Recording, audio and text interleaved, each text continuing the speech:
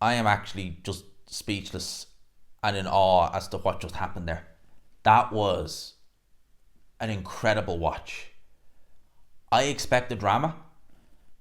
I expected knockdowns, many knockdowns in fact, and I expected a fighter to be face down, getting counted out, and that would be the end of the fight. But I did not expect it to be Daniel Dubois.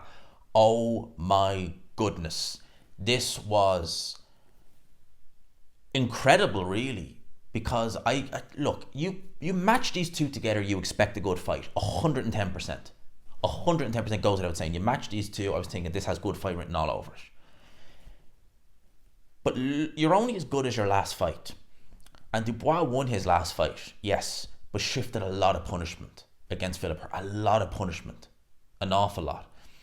And I thought, okay, against Anthony Joshua, if you're that open, you're in trouble. And Joshua, now a lot was made, and I said it at the time. I felt Joshua, his best days were coming, were still ahead of him. But yes, you have to take into consideration that he was fighting Francis Ngannou and Otto Wallin. You know, Ngannou, a novice pro, he's not even, that's what he is. Otto Wallin, how good is he? So Joshua can look good against them, but really, how do we gauge where he's at really? We were going to gauge it in this fight. I don't know how he comes back from this. Let's talk about this fight. Now, I was expecting Joshua to win the fight. I thought he still had plenty left in the tank. First round, it was apparent to me that the jab of Dubois was going to be a problem for Anthony Joshua. It was immediately obvious. Dubois, the first shot he threw, the first shot he landed was the jab, and straight away you could see it wasn't just the accuracy and the speed of the jab, it was the power. It was bothering Joshua. You could see that because the head was snapping back.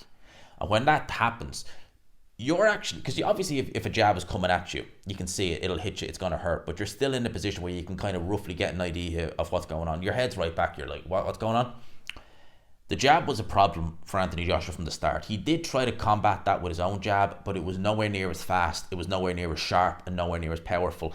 And the shots he was looking to land on Dubois, he was telegraphing them. You could see it was reminiscent to Ngannou. He was getting the shoulder into the right hand, he was getting ready to cock it.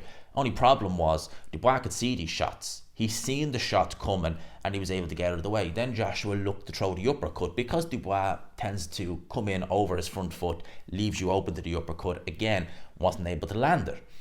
I thought Dubois was winning the first round. He was backing Joshua up to the ropes. He was offloading on him, and he was outworking him.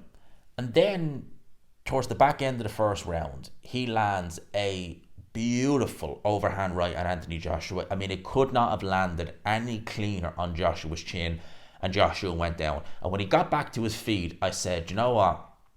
If there's an extra 20 seconds in this fight, it's a first round knockout. Because Joshua looked hurt. It wasn't like a knockdown where you're fatigued, you go down and you're just like, okay, get my wits. He was hurt. Really hurt. Referee let him carry on. The round had ended anyway, so fair enough, give him the minute's rest. That's fine. Comes out in the second round. Daniel Dubois puts it on him. Joshua survives the onslaught, but that is a Dubois round. No question. No question the second round. And Dubois has the confidence of knowing, I can hurt you. And Joshua knew that. He needed to get his bearings. He took a little bit of a beating early on in the second round, but he did find himself towards the back end of the round, but it still wasn't enough to even have a sniff of winning the round. Then round 3 comes along. Oh, and I will say as well, in round number 2, although Joshua did land the right hand on Dubois, it was all Dubois. And the sight you see that sticks with you is a big, thunderous, heavy jab from Daniel Dubois, snapping Joshua's head back like he was just hit with a straight right hand. Seriously, it was a massive, huge boom jab. That's the image you see. Round number 3, it was more of the same. Dubois using his jab to very, very good effects. And ultimately, for me, it was almost like, yes, Joshua, I don't think he fully recovered from the first round knockdown. But every time Dubois landed, he seemed to stun Joshua or make his legs stiffen. It was as like Joshua hasn't been in there with a puncher of this caliber, I don't believe, since he fought Vladimir Klitschko. He's been in with big punchers like Povetkin and Robert Helenius. They're not as relentless and they're not as aggressive as Daniel Dubois. So whilst he was rocked in the first round against Povetkin, he was able to adjust. Povetkin's not really someone who will... Povetkin will not go and throw the kitchen sink at you. He's not that type of fighter, never was. Helenia is slow as molasses. You can see those shots a mile away. Daniel Dubois, he just kept coming and coming and coming and throwing these big shots at Anthony Joshua. And ultimately, at the back end of the round, he was able to stun Anthony Joshua with a left hook. The referee should have called a knockdown, because Joshua was hit with a shot. He backed up to the ropes. He put his gloves down on the canvas to hold himself up, basically. The referee should have administered a count right there. That's a knockdown. He didn't. And Joshua ended up taking more unnecessary and unanswered shots until he eventually succumbed to the pressure and then fell to the canvas. He shouldn't have taken those shots. The referee should have called the knockdown. He didn't. Round number 4. I thought it was going to end in round number 4. Joshua gets dropped early in that round again, and I'm thinking the writing is on the wall. Dubois was very aggressive and he was reckless with the head. He was manhandling Anthony Joshua in the clinches, using forearms, roughhouse tactics. I don't agree with it, but the referee let it go. Don't agree with it, but that's what he did. But then Dubois, when I thought he had Joshua hurt, he lands a silly low blow, and it was stupid, a stupid, unnecessary shot to land. And any momentum he had was halted because it gave Joshua more time. He was able to see out the 4th round. But this was the right one. I was thinking, if Joshua wins this fight, Usyk, Fury, they're all going to want a piece of him, because he has taken a beating in here. Round number 5 comes, and Joshua, he lands a big right hand, and it lands lovely and clean on Dubois' chin. His legs appear to stiffen and do a dance. He lands another right hand, and then in a scene reminiscent to the fight between Sergio Martinez and Paul Williams. The only difference is they were in the center of the ring when this happened. Joshua and Dubois were in the corner. Both go to throw a left hand. Dubois lands first, and Joshua was done. I felt bad on him because you could tell that he was trying to get up, but his legs were up in the air. Like his head was buried into the canvas. His legs were in the air. He was in another universe. He could never, with a count of 30, have beaten that count. Dubois wins by 5th round knockout in a fight in which he beat the living crap out of Anthony Joshua. He beat the living crap out of him. I don't know where Joshua goes from here. Dubois, IBF heavyweight champion of the world, knocks out Anthony Joshua in front of 96,000 fans in Wembley Stadium. Whatever that black magic his dad did, it worked out a treat. Joking, obviously.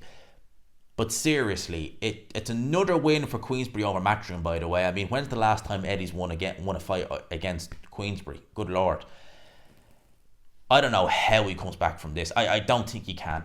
I think that he will have a comeback fight. He will do something, but you can't come back from this. No way. And it's a pet peeve of mine when they do this.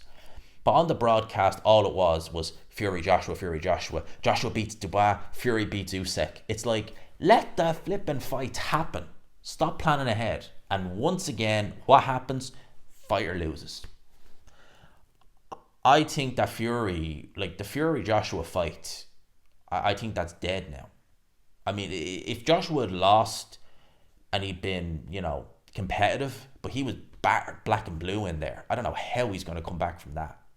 I'll talk about that in a separate video, but what a fight. I tip my hat off to Daniel Dubois. A few years ago, I wrote him off after the Joe Joyce performance. I questioned him very much so. Post Alexander Usyk, I picked Jarrell Miller to beat him because I questioned him that much, and he has made a complete and utter fool out of me. A year ago, August 2023, he went in there in Poland, fought Alexander Usyk, got comprehensively beaten, and Alexander Usyk, people, this man is the flippin' GOAT. He beat Joshua soundly twice. He didn't, apart from a low blow, no trouble with Dubois. And look what's happened. Usyk is the GOAT, man. He is the gold standard. But my hat off to Dubois. Well done. Credit to you. I look forward to seeing what he does next. People, let me know your thoughts. Peace. And by the way, smash the old like button, hit subscribe. What do you guys think? Honestly, mental. Peace out.